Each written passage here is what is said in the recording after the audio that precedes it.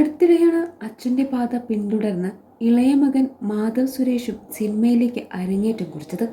എന്നാൽ സിനിമയിൽ അഭിനയിച്ചതോടുകൂടി വിവാദങ്ങൾക്ക് നടുവിലാണ് മാധവ് സുരേഷ്. കഴിഞ്ഞ ദിവസം ബാറിൽ DJ പാർട്ടിക്കിടെ കത്തിക്കുത്ത് സംഭവമുണ്ടായ സമയത്തും ഗായകൻ വിജയ് യേശുദാസിനൊപ്പം അവിടെ മാധവ് ഉണ്ടായിരുന്നു എന്നാണ് പറയപ്പെടുന്നത്.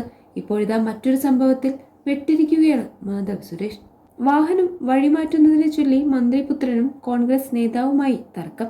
ഇന്നലെ രാത്രി 11 മണിക്കാണ് കേന്ദ്രമന്ത്രി സുരേഷ് ഗോപിയുടെ മകനും നടനുമായ മാധവ് സുരേഷും KPSC അംഗം വിനോദ് കൃഷ്ണയുമായി തർക്കമുണ്ടായത്.